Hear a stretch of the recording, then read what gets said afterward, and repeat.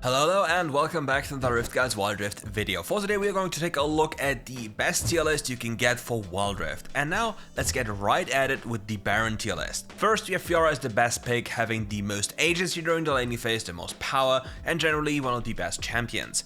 However, there are a few things that are worthy of note here. Number one, Renekton has been getting buffs over and over again, and now he's at a point where he can just reliably buy plated steel caps and kill people on level 5 with the power of his ultimate.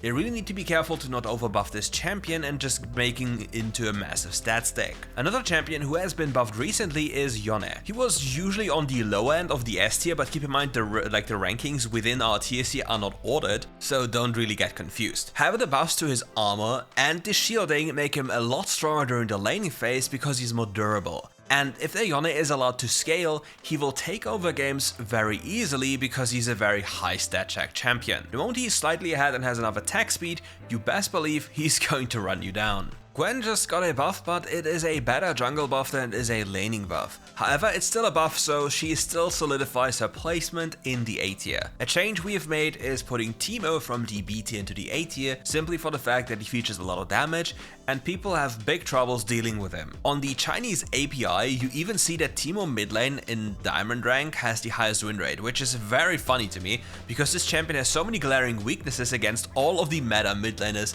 that exist, and even if you play an AD carry mid lane, you cannot really pilot this champion. However, in the Baron lane, he can do so, but there's one thing he struggles really much against, and it is his range. His own range is very low, and you are easily in a position where you can just get ran down. Another champion who we've bumped up one tier is Aurelia. The Kraken combination with the overall buffs to her make her a little bit stronger, but she still struggles with carrying games. She's just simply not as reliable, especially if the enemy team picks crowd control. So keep in mind when you pick her, she's not the easiest champion to play. For the tank tier, we have no adjustments at all, so enjoy this as long as it lasts, because most of these champions are massive stat stakes that have very high impact on the game, depending on the purpose you're picking them for. Hey you, yes you, can you see this? So many people are not yet sub. Be honest, what's stopping you from subbing? Let me know in the comments below. Now let's talk about the jungle role. In the carry tier, Lee Sin is still the best champion, however there are a few adjustments. First, we put Xin Zhao into the S tier. There's this new build with the empowered attack, sudden impact, pen boots and Youmuu's ghostblade into Trinity, which make him really powerful. And not to forget, the buffs to his second ability and the overall attack speed buffs make him even more stronger. As a consequence, and the nerfs to Fizz, we put him into the A tier, but he's still a very solid pick because he's an AP champion and all he needs is like 2 to 3 items to start one-tapping you. Many people also believe that Yone is substantially weaker than he was before, since his first ability only deals 80% damage to monsters, but it is not the case. About the Gwen and Master Yi buffs, I'm very much uncertain, simply for the fact that Gwen takes a lot of time to scale and doesn't really have the access that a Yone has to the enemy team, and the carry potential is very reliant on the enemy's draft. And for the Master Yi, similar things apply, it's just even harder, but if the enemy team doesn't have any crowd control, you have an easy time with Master Yi because you can constantly reset and run everyone down. But again, it's very depending on the game type and just a niche pick in a sense of you need to see the enemy's draft. And if there's one champion I would love to see high on the placements, it would be Fiora, because I believe she isn't really a bad champion, and if you pick duelists in the jungle, she can very much outperform them since her second ability nullifies all damage and just makes life very difficult because she also has so much mobility with her first ability. For the tank tier, there has been a slight adjustment, and it's Nunu from the A into the S tier simply for the fact that his clear is absolutely insane. I just recently did a fast clear on Nunu that is like 1 minute and 32 seconds on a full clear. So yeah, this champion cannot really be that bad.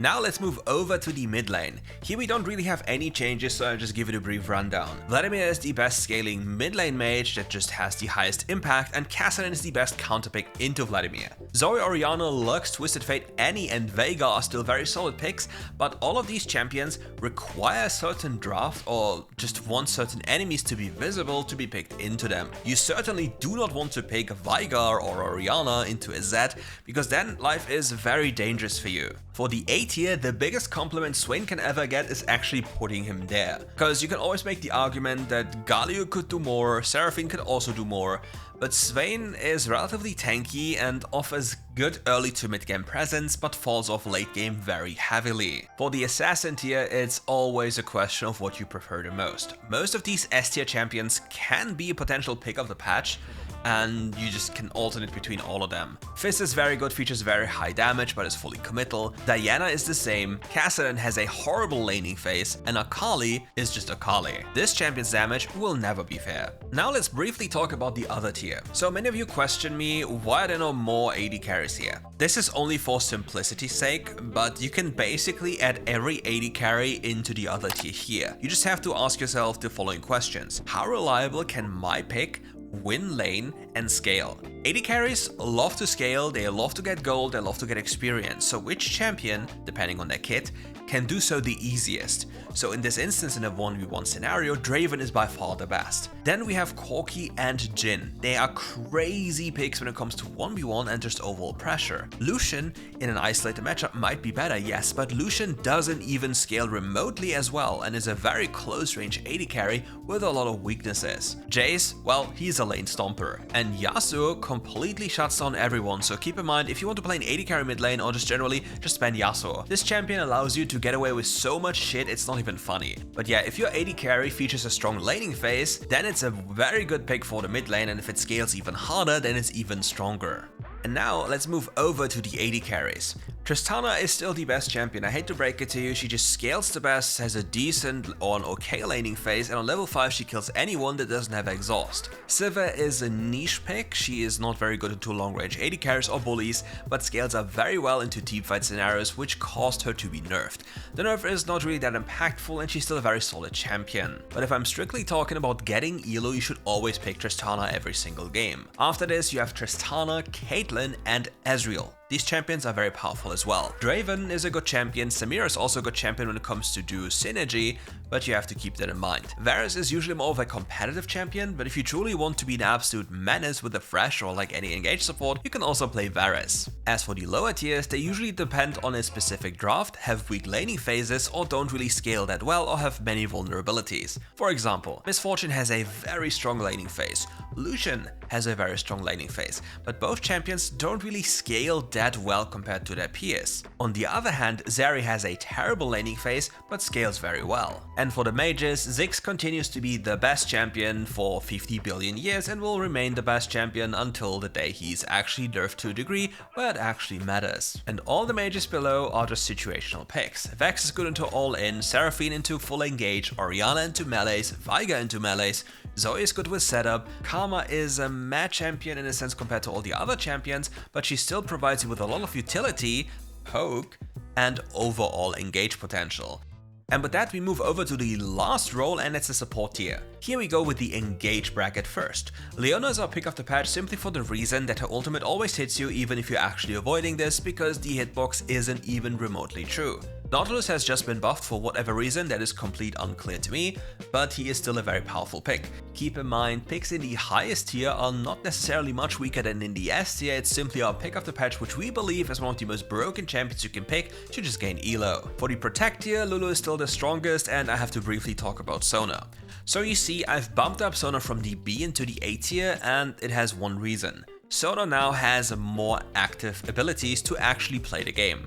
In the past, Sona's only minigame was using her empowered second ability to mitigate the enemy's damage, but for that she had to be in range, which is already a risk in itself. Not only this, she was able to passive lock herself depending on how she weaves her abilities, and therefore unable to do anything about anything at any point. This also affected her lane. You can't really poke the enemy if you're forced to use your empowered first ability's bonus damage, but then you lose your second ability's damage mitigation. Once this aura is on cooldown, you obviously give the enemy a window of opportunity to then punish you, and since Sona is so fragile, it's very easy to just get dunked on. With the update, the aura weaving is now gone and you just get a free stun with your passive ability and a lot of extra damage. Not only this, but your first ability's damage scaling and flat damage was increased massively. Your second ability's healing got lowered a bit, but it was not even competitive with harmonic echoes anyway, so you can just put 1 point into it after maxing your first ability and you have harmonic echoes anyway, and then life is still very good for you. And to add even more power to her, she now has an element where she can be proactive. She can use her ultimate to basically initiate plays without putting herself at risk by flashing in. In the past she could only flash ultimate or like ult flash and that's it, and then she's in harm's reach. So they did the exact opposite from what they did to Soraka. They turned her from a very active champion into a complete passive heal bot and gave Sona the ability to proactively change the game and be a quote-unquote playmaker support. And for our last tier or bracket, we have the carry tier, and here you can basically alternate between Karma and Pyke. Both of these champions are beyond broken and you can basically pick them every game, especially in solo queue. Like if you play solo queue, you'll always alternate between these two because these are the best champions to deal the most damage, they are the most consistent, they're just ridiculously broken in terms of stats, and they can carry even the worst teams in a high amount of games. Obviously you won't win every game, but you'll win a lot of games with these champions. And that's it for today's video. Leave a like to boost the algorithm, check out our Patreon if you want to know what's going on with us and have exclusive early access to these lists and want to be mentioned in the end or at the end of the video. Anyways, thank you for watching and see you soon for more content.